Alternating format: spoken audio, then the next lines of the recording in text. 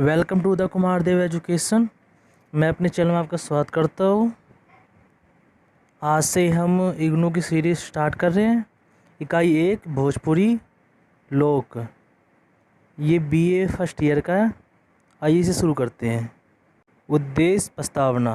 भोजपुरी। भोजपुरी के नामकरण। भोजपुरी क्षेत्र का आचरण। भोजपुरी लोक की विशेषता। व्यक्ति और ओकारा पारिवारिक और सामाजिक संबंध के विशेषता। रीति रिवाज, वेशभूषा, खान पान या स्वभाव। भोजपुरी संस्कृति, संस्कार, विधान, व्रत, त्योहार या उत्सव। भोजपुरी के प्रसिद्ध व्यक्तित्व। गौतम बुद्ध, गोरखनाथ, कबीरदास। शहंशाह सूरी वीर कुंवर सिंह। प्रसिद्ध भोजपुरियन लोग। प्रसिद्ध भोजपुरियन साहित्यकार। ख्याति प्राप्त भोजपुरियन। अब उद्देश्य। आपने भोजपुरी भाषा, संस्कृति या साहित्य के आधार पाठ्यक्रम के इकाई 1 के रूप में भोजपुरी लोक के स्वरूप और विशेषता के बारे में पढ़े जा रहल वानी। एकरा हम अपने सब के भोजपुरी लोक के जुड़ल एक इकाई में पढ़त के अपने समझे भोजपुरी या भोजपुरी का विषय में बता सकेले। भोजपुरी भाषा के नामकरण संबंधित विद्वान लोग के मत के जानकारी होई। भोजपुरी भाषा के क्षेत्र के बारे में जानकारी होई। भोजपुरी लोग के पारिवारिक सामाजिक संबंध, रीति रिवाज, वेशभूषा, खान पान और स्वभाव की विशेषता के बारे में ज्ञान हुई। भोजपुरी संस्कृति के संस्कार, विधित, साहित्य, पर्व, त्योहार, उत्सव, बेहर के विषय में जानकारी मिली। भोजपुरी क्षेत्र के प्रसिद्ध ऐतिहासिक व्यक्तित्व कृतित्व के जानकारी मिली। भोजपुरी भाषा के नामकरण भोजपुर राज्य अथवा भोजपुर मंडल का बोली के रूप में बाइजल आए। भोजपुरी नगर, राज्य अथवा मंडल के नामकरण वेदकाल से लके मध्यकाल तक आयल। प्राप्ति क्रम ईमानदार, दानशील, भोजगण, जाति भोज, अपराधी, छोट बड़, राजा लोग अथवा ओही लोग का वंश। परंपरा में ओझिल प्राप्ति राजा भोज का नाम पर बज्झल। भोजपुरी क्षेत्र अथवा आचलन। भोजपुरी भारतवर्ष के लगभग 50,000 वर्ग मील से बड़ भूभाग में बेसे वाली जनता के मृत भाषा, इसका मतलब होता है मातृभाषा है। एकर क्षेत्र भारतवर्ष के 5 राज्य बिहार, उत्तर प्रदेश, मध्य प्रदेश, छत्तीसगढ़ या झारखंड में फैलल बा। भोजपुरी क्षेत्र के विषय में डॉक्टर राजबली पांडे हिंदी साहित्य के वृद्धित इतिहास भाग 1 में लिखे। बाइड की भोजपुरी क्षेत्र के प्राचीन सीमा तय अकाइल कठिन काम बा। बकीर ए क्षेत्र में प्राचीन मल, विज, काशी, तुरुस आदि जनपद निश्चित रूप से शामिल रहे। वर्तमान में भारतवर्ष के 5 राज्य में जवन जवन जिला भोजपुरी भाषी व अकलिनी के नाम व पश्चिमी बिहार के उपरा, छपरा, सिवन, गोपालगंज, पूर्वी चंपारण, पश्चिमी चंपारण, भोजपुर, आरा, बक्सर, सासाराम, भुजवा, वैशाली, हाजीपुर, पश्चिमी मुजफ्फरपुर चंपारण के सटल शिवहर जिले के क्षेत्र, पूर्वी उत्तर प्रदेश के बलिया, मऊ, गाजीपुर, बनारसी, काशी, मिर्ज़ापुर, चंदौड़ी, आदमगढ़, गोरखपुर, कुशीपुर, देवरिया, खलीलाबाद, कबीरनगर, महाराजगंज, बस्ती, जौनपुर, सोनभद्र, सिद्धनगर, नौगढ़, बलरामपुर, श्रीवास्ती, लखीमपुर, बहराइच, सीतापुर, प्रतापगढ़, भदोही, इलाहाबाद या रोबोटगंज मध्य प्रदेश के सीधी जिला या रीवा के कुछ पूर्वी दक्षिणी अंचल, छत्तीसगढ़ के जसपुर, विसलपुर, सुरगुजा बीकापुर झारखंड प्रांत के गढ़वा, डेल्टेगंज सहित रांची पालू के अधिकांश क्षेत्र है। देश के राजकाल के भाषा हिंदी के छोड़ के भारतीय संविधान की 8वीं अनुसूची में शामिल कन्वो रायसेन भाषा, इर्ज रखे, जवान क्षेत्रफला, जनसंख्या की दिशाई एक ना बड़ भूभाग के मातृभाषा हुए।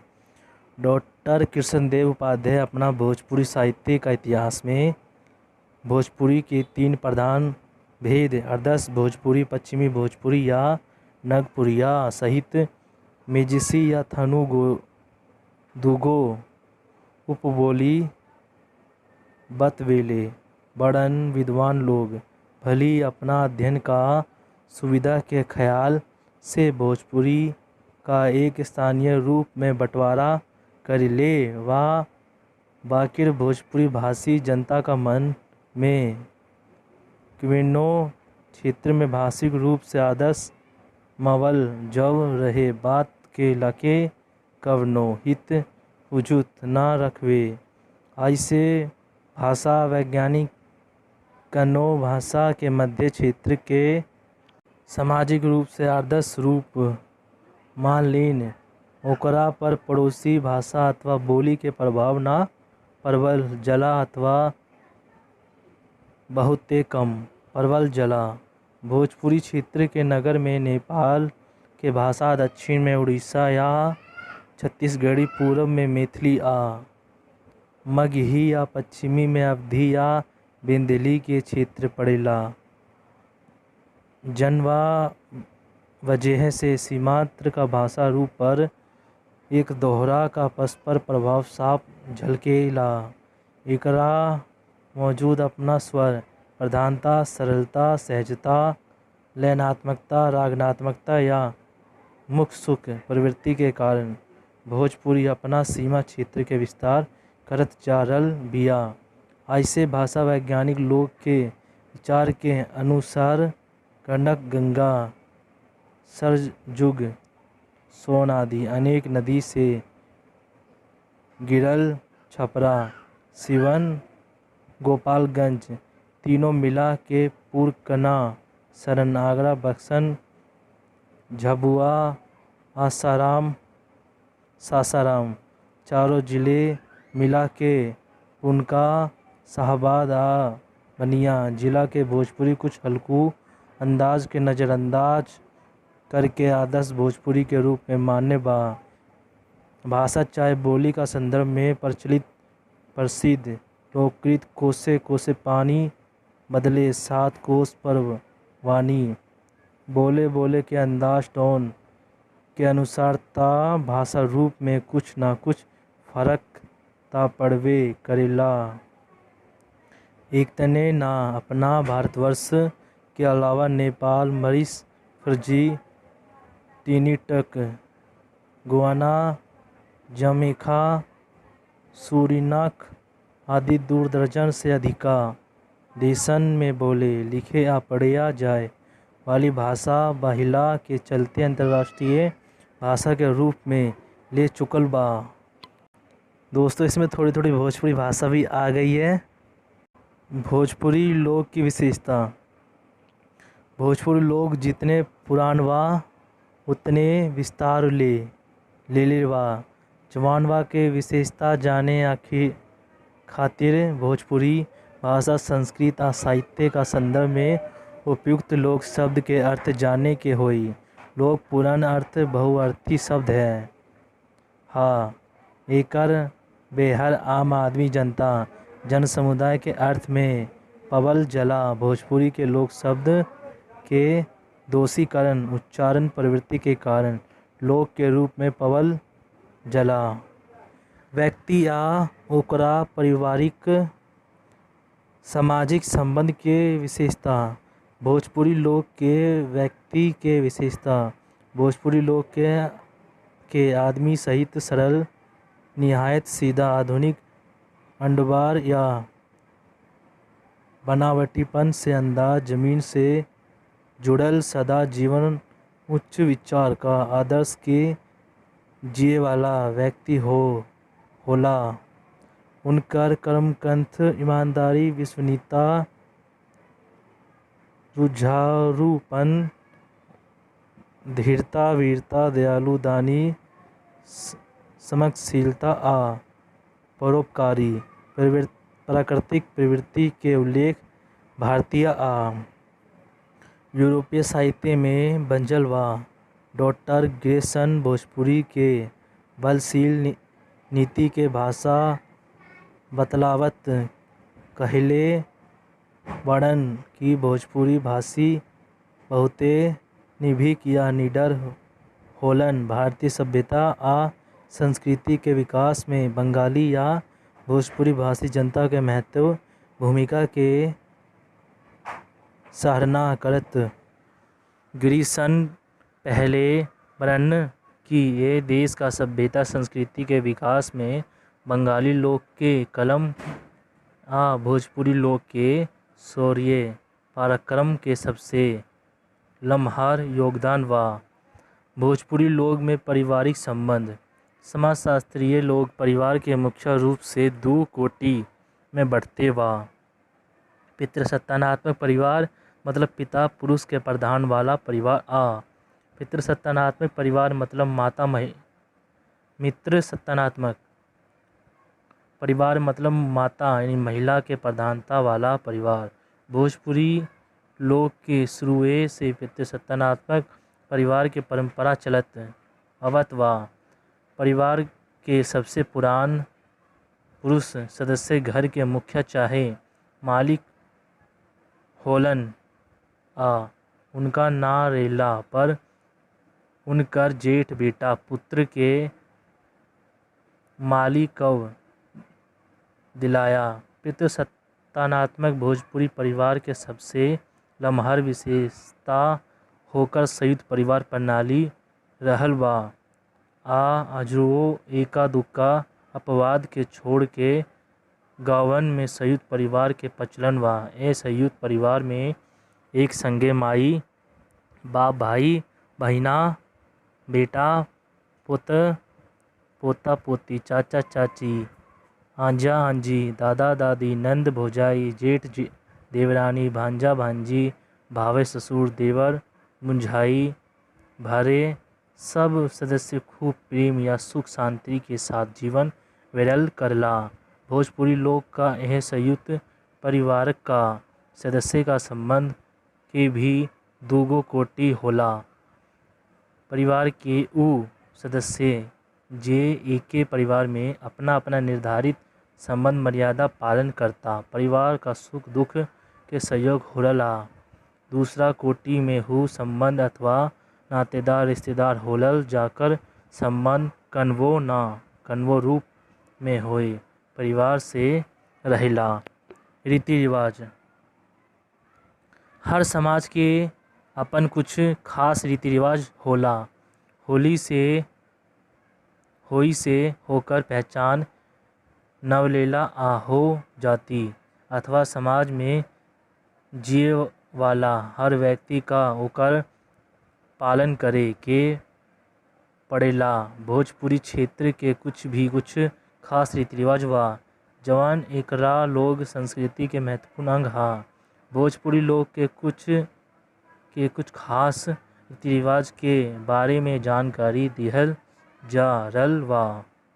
भोजपुरी क्षेत्र के ई बहुत पुरान रिवाज बा कि वो व्यक्ति परिवार भा समाज के सदस्य के विशेष मन दिहल जला जे परिवार समाज अथवा देश के हित खातिर हर क्षण तत्पर रहेला।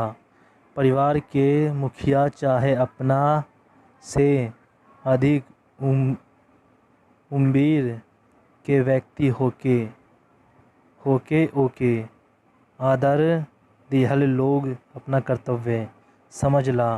जीवन यात्रा का हर संस्कार विद्यमान में समाज का हर जाति वर्ग वर्ण या समुदाय के लग के साथ सहयोग मिलेला। हर मांगलिक या मांगलिक के अवसर पर भोजपुरी समाज परिवार या रिश्तेदार का हर सदस्य के उपयोगिता खातिर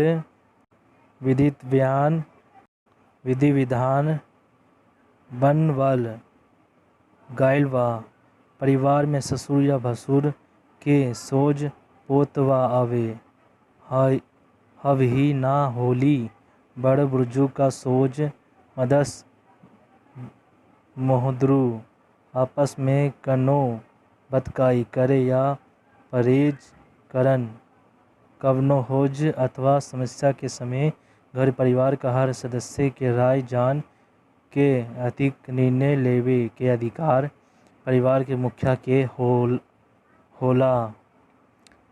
समाज खातिर ओसो भनिए काम करे वालन के अछूत मानल जावा। भोजपुरी समाज में विधवा विवाह के रिवाज अजुआ नइखे। परंपरा के चलत आवत बाल विवाह वृद्ध विवाह के रिवाज लगभग खत्म हो गइल बा। तिलक दहेज के बढ़त मांग के वजह से योग्य लड़की के योग्य वर मिले में परेशानी होला। आज अनमेल विवाह के स्थिति पैदा हो जले। वेशभूषा खान पान आ स्वास्थ्य। वेशभूषा कन्वो भाषा भाषी समाज का सभ्यता आ संस्कृति के अंग है। वेशभूषा के अंतर्गत समाज का नर नारी के अंग वस्त्र रूप श्रृंगार आ गहना गुड़िया आभूषण वगैरह अवेला। भोजपुरी क्षेत्र के लोग तरह तरह के अंग वस्त्र धारण करेला। संस्कृति परिवेश एवं भाषा तत्वबोध। लाइकन के कपड़े लाइकिन के कपड़ा सोहन मर्द के कपड़ा सोयन मेहरारू के कपड़े। खान पान भोजपुर में एलो लोककृत प्रचलित बा। जाइस इरवा अन्न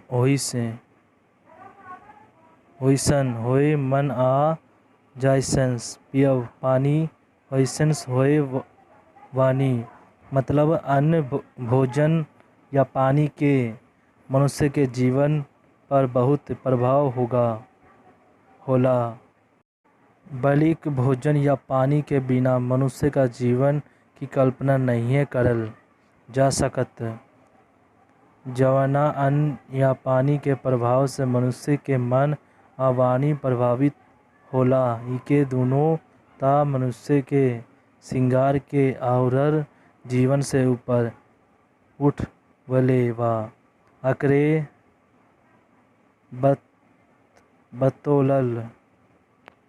बतोतल मनुष्य दुनिया के अपना काबू में रखले बा। ऐनी से प्राचीन भोजपुरी लोग के ऋषि मुनि के आचरण से प्रभावित सामान्य जनक भी अन्न पानी मतलब खान पान की शुद्धता पर बहुत जोर देते रहले। उपनिषदों में कहल गइल बा कि अन्न में की सोबे मन मतलब भोजन के अनुसार ही मन बनेला। खान पान के मुख्य रूप से 3 गो प्रकार तत्व राशि या तमसिक होला। जवना के प्रभाव मन या वाणी भाष पर पड़ेला। भोजपुरी क्षेत्र में खान पान के 5 भाग में बटल जा सकेला।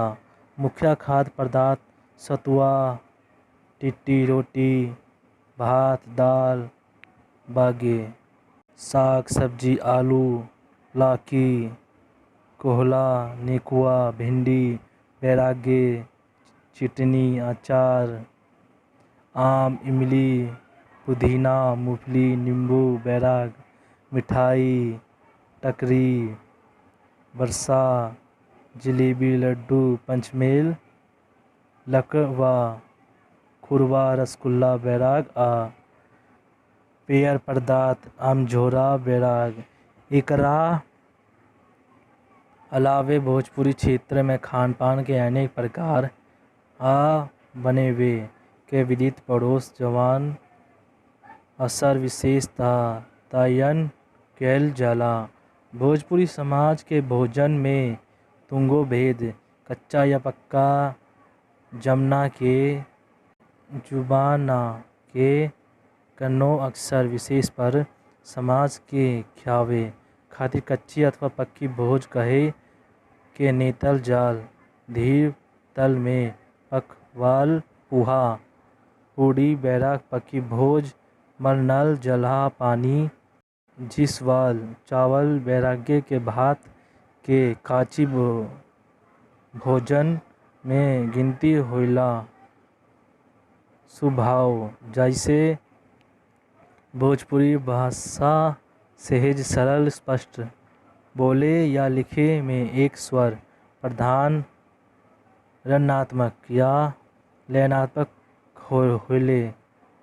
ऐसे ही भोजपुरी भाषा जनता के स्वभाव सहज, सरल, सीधी, स्पष्ट, बिना लाड़ लपेट के बोले वाला करनी, पत्नी एक में एक, धीर, वीर, गंभीर, साहसी होल।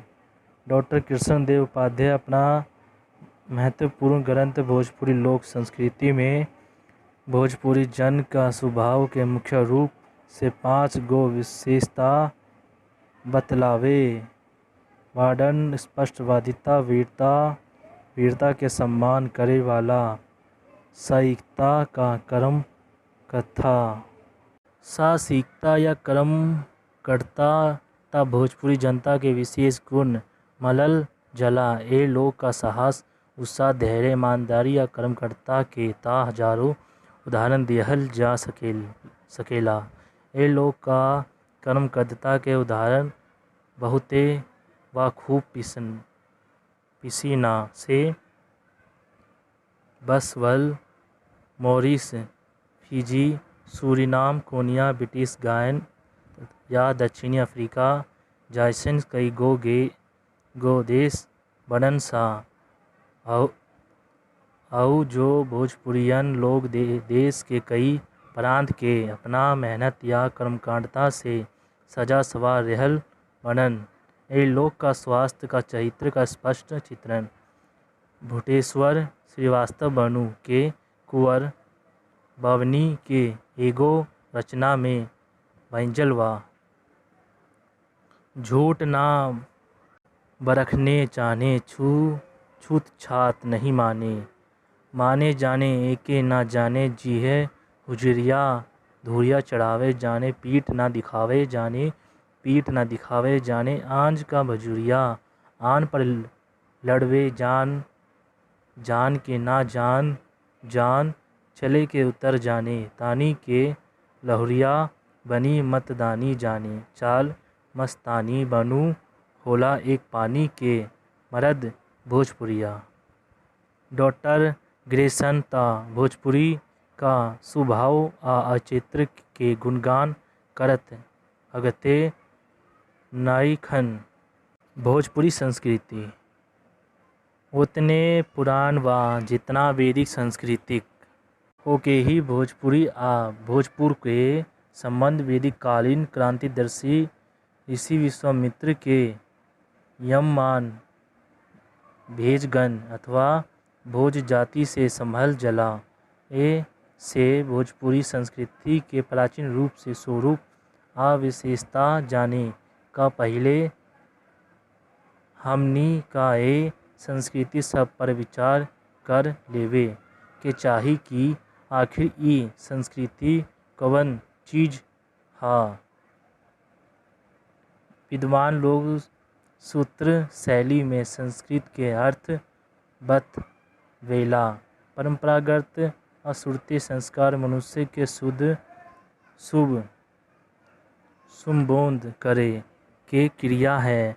संस्कार जवना के विधान भोजपुरी समाज में ना बल्कि उससे मूल भारतीय समाज के जन्म का पूर्व से लोके मरण का बाद तक पवल जला है।